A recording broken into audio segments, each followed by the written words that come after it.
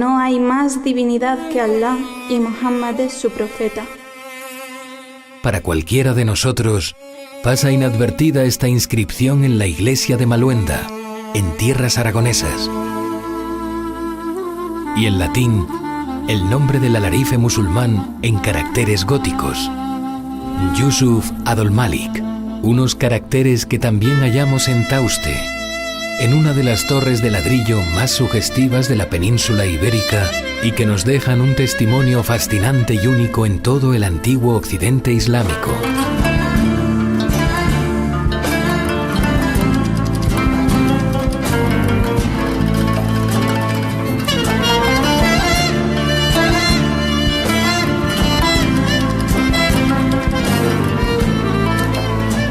Estos antiguos minaretes ejecutados por alarifes y ornamentados en ese cúfico geométrico son como la anunciación de una asunción de fe que cabalga desde los confines de Asia hasta el desierto más norteño de Europa.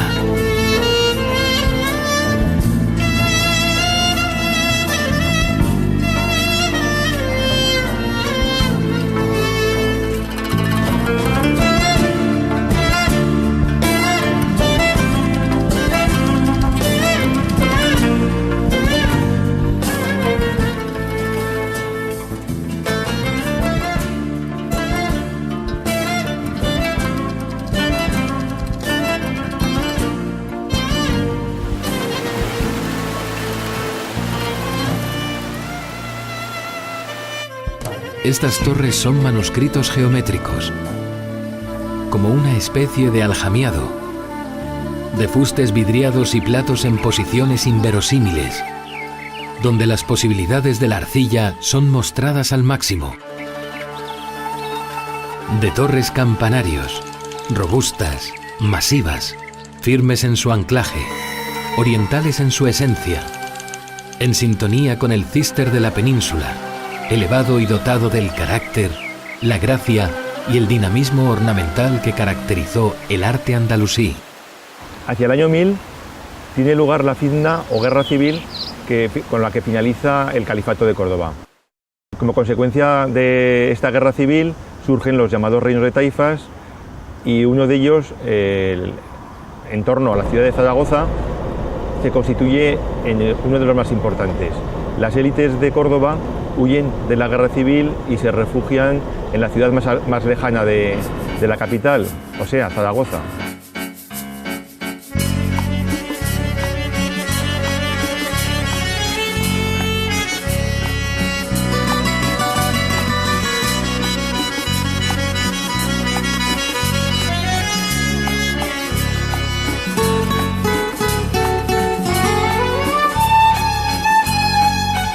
La arquitectura aragonesa se muestra en estructuras románicas y góticas, donde el ornamento, la grafía en la que se expresa, es puramente islámica, como una recreación de Oriente que representa una espiritualidad venida de la antigua Persia, acompañada por compendios como las cartas de los hermanos de la pureza y amigos de la fidelidad, textos que eran una auténtica enciclopedia de la época. Observan que el medio geográfico de Zágara andaluz es muy similar al del mundo cultural de abasí e iraní, con un terreno muy rico en yeso y pobre en piedra, de tal suerte que los edificios más antiguos conservados aquí son bastante identificables con la arquitectura selyukí o selyúcida de Irán, que tenía lugar contemporáneamente.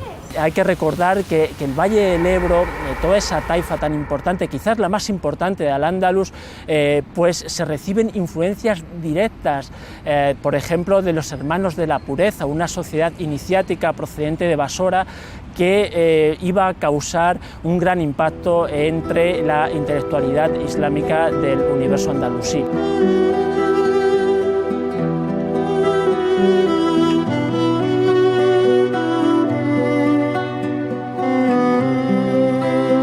La Torre Nueva, hoy desaparecida, nos hace meditar sobre esos minaretes asiáticos que hallamos en las infinitas estepas que copan el paisaje de la antigua ruta de la seda. Una torre octogonal inclinada 3 metros sobre su eje central, mostrado como una hermosa imperfección del alma insuficiente. Una imperfección que empujó a su derribo hace más de un siglo, tras 400 años de existencia, y que nos da una idea de la continuación en el tiempo de ese oriente en el extremo del occidente europeo. Una sensibilidad islámica que iba a dotar a la península de arcos túmidos y arquerías ciegas, libre de toda escultura y figuración, en un universo cristiano peculiar propio de la península. Los ladrillos salientes y entrantes, la alternancia de colores de sus cerámicas, los arcos entrecruzados y su sensación de continuidad. Es esta estilización y complicación de la trama geométrica una seña de identidad del genio aragonés, propicio al movimiento, al dinamismo, a las luces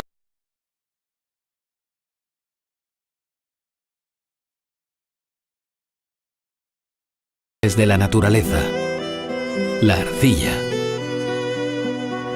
Esta obra, símbolo de la intersección del hombre y la naturaleza, representa el fenómeno islámico peninsular, un Islam en la encrucijada. La arquitectura zagrí tiene, entre otros elementos que la distinguen de la arquitectura califal, es el uso sistemático del arco ojival y el uso a veces de bóvedas nervadas que en el siglo XII finales aparecen en la arquitectura cisterciense y tienen su mayor desarrollo en la arquitectura gótica. La sociedad cristiana de principios del siglo XIII se encuentra con que los edificios zagríes que estaban en pie tienen muchos elementos visuales comunes con la nueva arquitectura gótica que se está introduciendo. Un siglo después de que Aragón conquista Zaragoza, mantienen las técnicas y las adaptan a los nuevos usos y necesidades de la nueva sociedad cristiana.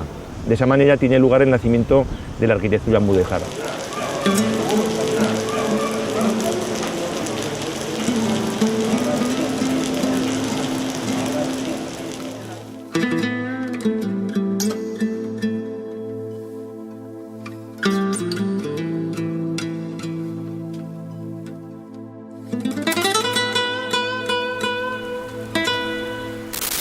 Teruel es una urbe que se nos muestra casi como una revelación. Entre los pliegos de la península ibérica, recogida entre valles y montañas, se esconde como el primer amor que queda por siempre en la consciencia.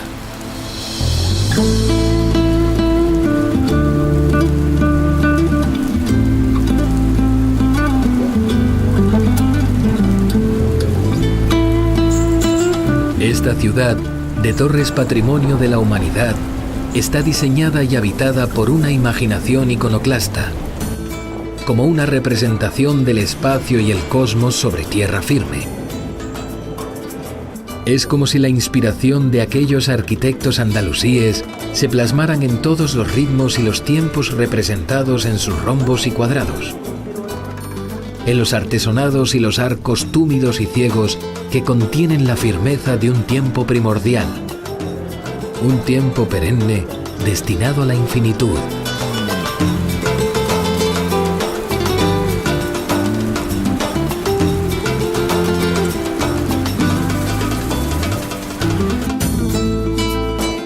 Las torres que contiene esta ciudad son las que la dotan de una fuerza sensacional, como si acotaran la dispersión y dotaran a la ciudad de una fuerza compacta y unitaria.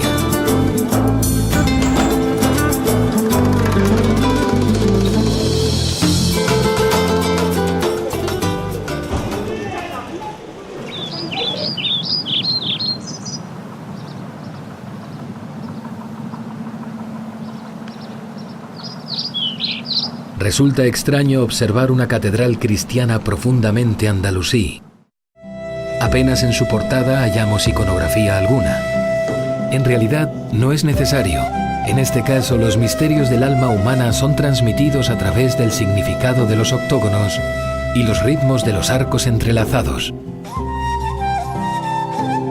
El cimborrio sobre crucero, construido en el siglo XVI, revela la preferencia de la decoración propia de la antigua Al-Ándalus.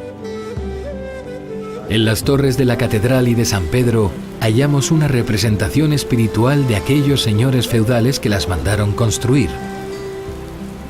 En su sobriedad y solidez, arrebatadas por el color y el ritmo dados por los alarifes musulmanes. En estas obras humanas encontramos ese Oriente y Occidente amado, la unión de dos ejes que parecen confluir sobre el espíritu de un tiempo destinado a la plenitud y a la unidad humana. Un arte y una percepción artística de la realidad que no es exclusiva de pueblo o raza alguna, sino de toda la humanidad. Un logro que remite directamente al espíritu común humano.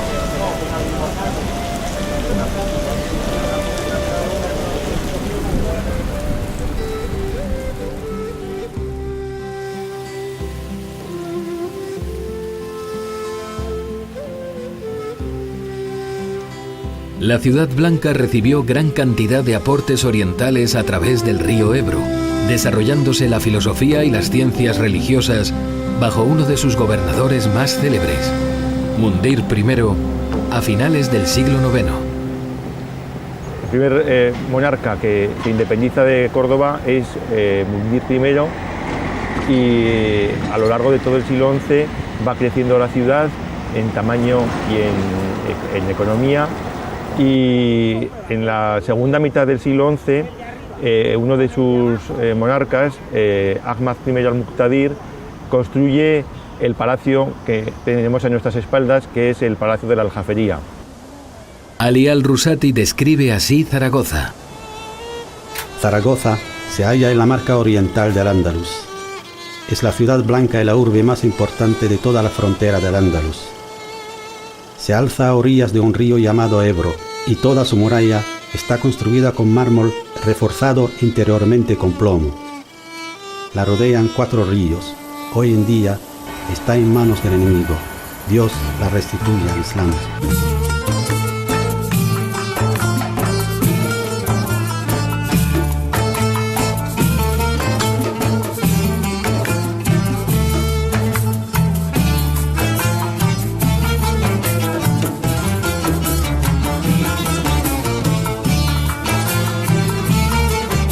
Una marca superior de ciudades capitales como la Calatayud de los Tuyibíes, con una antiquísima fortificación de origen omeya, o las fascinantes torres de Tarazona, estilizadas representaciones de elevaciones arcillosas como un clamor que se lanza de la tierra al cielo.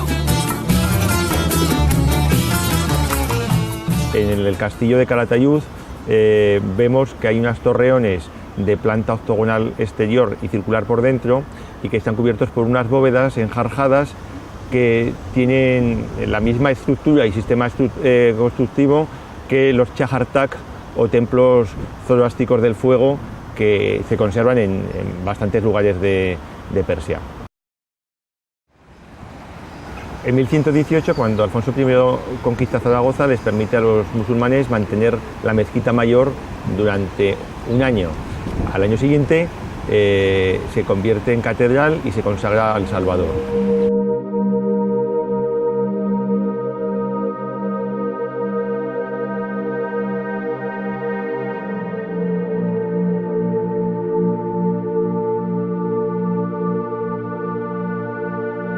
En la actual Catedral de Zaragoza, conocida como la Seo, es donde se hallaba una de las mezquitas más primitivas de Al-Ándalus.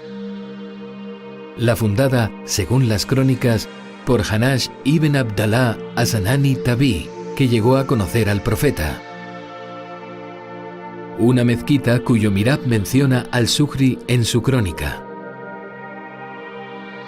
Este mihrab es un bloque de mármol blanco de una sola pieza ubicado con una maestría asombrosa y un arte maravilloso, encima del cual se colocó una concha de formas perfectas. En todo el mundo no existe un mihrab semejante. Es la primera mezquita que se construye en Al-Ándalus, y además la construye un personaje muy venerado y tan importante, era un tabí, que era Hanash Asanani, que la construye después del año 714.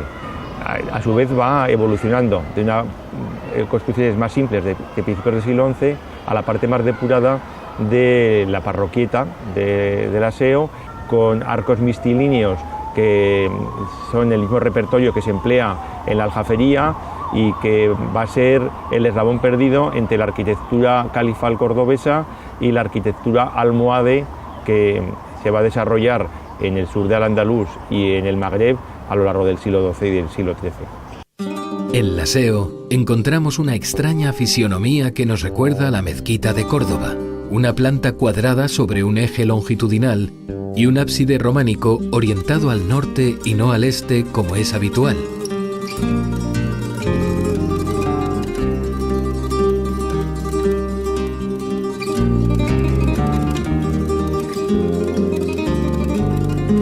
En el muro de la parroquieta hallamos una trama de ensoñación, como si de ese entrelineado se quisiera dotar al soporte de corporeidad en un frenético ritmo que dota a los materiales del dinamismo de las olas del mar, en constantes alternancias.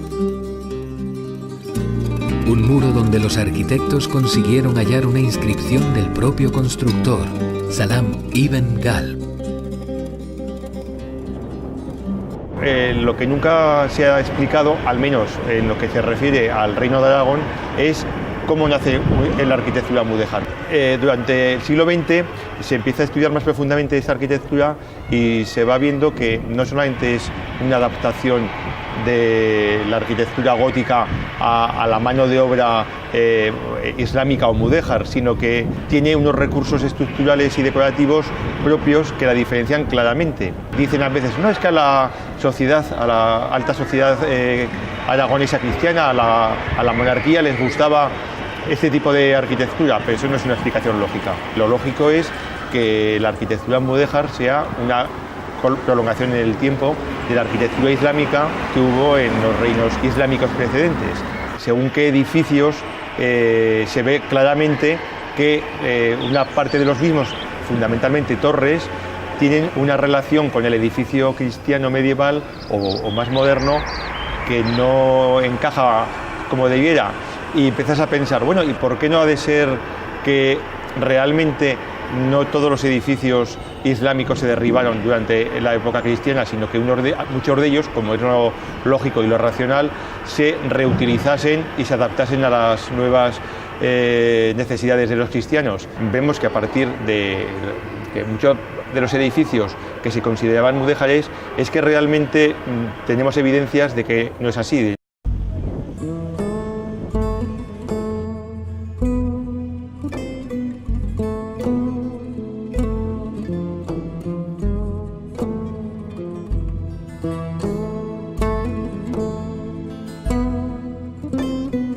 La aljafería contiene todos los palacios, todas las mezquitas tras sus sirios muros, en un espacio fundacional como la Torre del Trovador. El origen del Palacio de la Aljafería es la Torre Mayor o Torre del Homenaje, conocida actualmente con el nombre de la literatura romántica de Torre del Trovador, puesto que García Gutiérrez, en su obra El Trovador, localizó aquí sus desvelos amorosos entre un trovador medieval y su amante. Esta obra de García Gutiérrez adquirió una dimensión muy superior cuando Verdi utilizó esta base para el libreto de su ópera Il Trovatore. Fue construida entre los años 950 y 1039.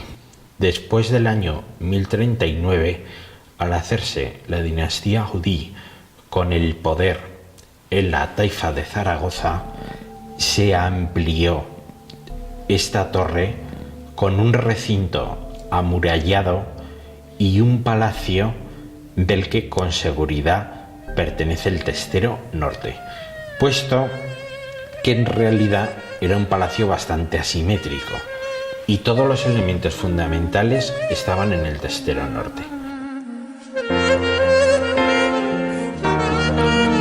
El Palacio de la Aljafería surge motivado por una de las mayores catástrofes de Occidente, el fin de un hito en el acontecer humano, la caída del Califato de Córdoba. En la época en la que se hundió el califato de Córdoba, el 99% de los musulmanes pensaba que el poder político debía estar desempeñado por un descendiente del profeta Muhammad. Por eso, ya en los últimos momentos de la guerra civil, de la fitna, todos los mandatarios de los reinos de taifas se encontraron con el problema de que verdaderamente carecían de toda legitimidad. Por esta razón, los mandatarios de la dinastía judí se vieron en la necesidad de crear un programa arquitectónico político que legitimara su dominio de la taifa y lo pusiera en relación con los califas omeyas de Córdoba, que sí que pertenecían a la familia del profeta Muhammad. Lo llevó a cabo en Zaragoza, construyendo en la Aljafería un monumento que recordaba al exterior el aspecto de los castillos omeyas del desierto. Por ejemplo, de Alcázar al-Musata, en Jordania.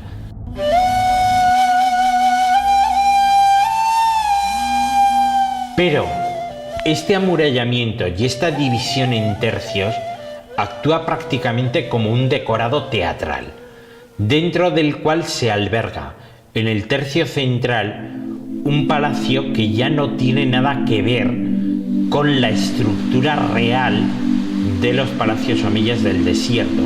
Enalzado, reproducía de una manera muy pormenorizada, arco por arco, la ampliación de Al-Hakam II de la mezquita Al-Jama de Córdoba. El Palacio de la Aljafería constituye el último estadio creativo del arte andalusí y por tanto es la lógica evolución de las formas del arte califal cordobés.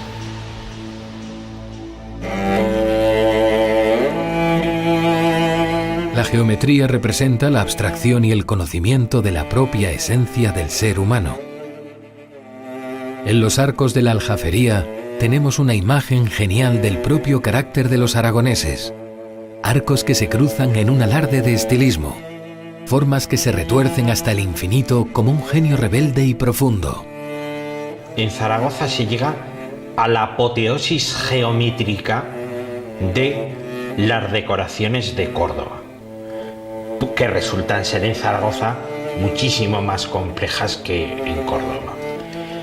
En realidad, también la decoración vegetal de la Aljafería está muy relacionada con la del último momento del arte cordobés y también la desarrolla. Los paneles pictóricos de la Aljafería recuerdan más que una estructura arborescente de ataurique, verdaderos tejidos sasánidas.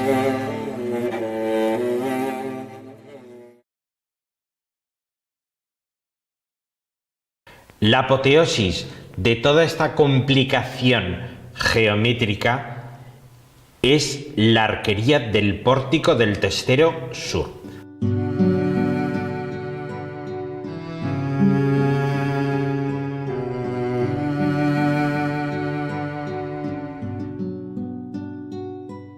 El plato de origen chino, hallado en una cata del Palacio de la Aljafería, nos da una muestra de la importancia de Zaragoza como puerta de entrada del Oriente más genuino. Es aquí donde el Ebro se conformaba como una vía de comunicación esencial, en ese Al-Ándalus tendente a los ríos y al mar.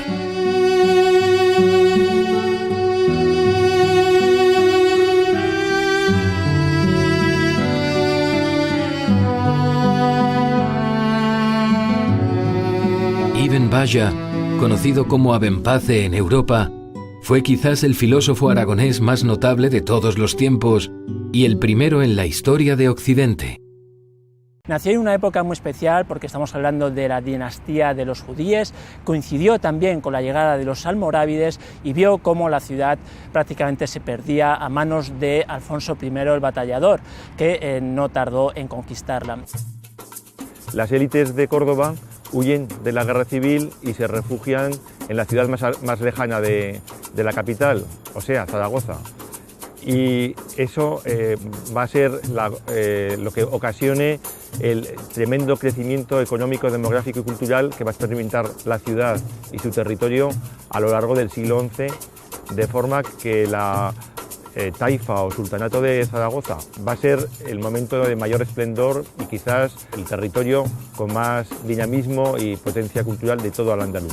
Él comentó muchísimas obras de Aristóteles y sin duda alguna fue el primer gran comentador de Al-Ándalus. Se dedicó a otras muchas disciplinas científicas y hizo una crítica muy certera del sistema tolemaico. El mundo tiene que ser estudiado fuera de la sociedad.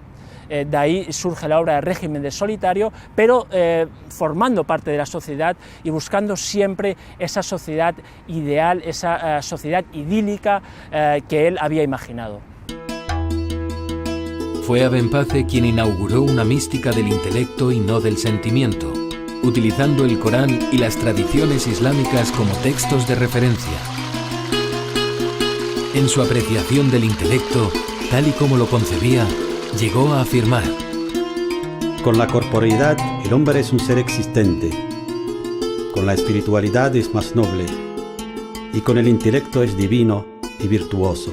Las tesis que defendía Ibn Bajjah no fueron del todo ortodoxas, pero sí son bastante curiosas. Él consideraba que había tres formas de conocimiento. En primer lugar, el conocimiento de las cosas; en segundo lugar, el conocimiento que se aprende, adquirido; y por último, el conocimiento del intelecto agente, o a través del intelecto agente, que sería como una forma de conocimiento superior. Pensaba que por encima de la razón está el hombre intelectual. ¿Y acaso no hay un conocimiento superior al producido por la razón, hoy divinizada y elevada en los altares de la posmodernidad tecnológica y el fanatismo relativista? El objetivo final era alcanzar la liberación a través del conocimiento de Dios y el conocimiento de uno mismo, ¿no? Con lo cual se establecen ciertos paralelismos entre el sufismo y la obra de Ibn Bajjah, pero no es lo mismo, porque se puede decir que el sufismo se apega más al mundo sensible, al mundo de la experiencia, pero para Ibn Bajjah, la Abenpace, para los latinos, el intelecto agente era como una especie de órgano que cumplía una función casi de interpretación del mundo. El ambiente donde creció Ibn Bajjah, en la Zaragoza taifa, era muy particular. Se trataba de un ambiente muy neoplatónico, de tal manera que desde la taifa de Zaragoza, desde el Valle del Ebro, se irradia a otras muchas zonas de Al-Ándalus. Un Ibn Bajjah que influyó en Santo Tomás de Aquino, conocido como el Doctor Universal para los cristianos, o en figuras como Roger Bacon o Alberto Magno. En un magma que formó una escolástica cristiana de origen islámico.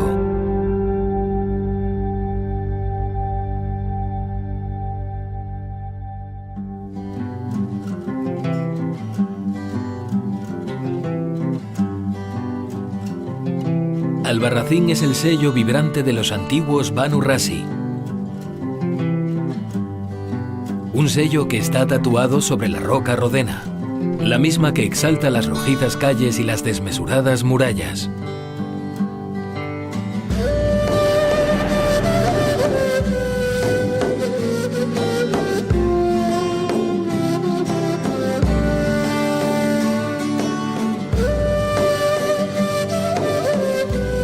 Una ciudad como continuidad del bosque y la roca que la rodea. De una belleza pareja a la del esenciero de plata hallado en esta antigua taifa, como si las esencias de las inmediaciones de la sierra se quisieran mostrar en sus alegres armonías y roleos, en su metal vibrante, y hubiera ascendido el rocío de la mañana sobre la pura plata. un esenciero que regala Abd Malik ibn Jafar a su amada Saher. La flor de lis en el centro, con sus 2 onagros, nos remiten a un mundo sensible, especial y único, el mismo que hayamos representado en formas de toros blancos en las profundidades de las sierras de Guadaliviar.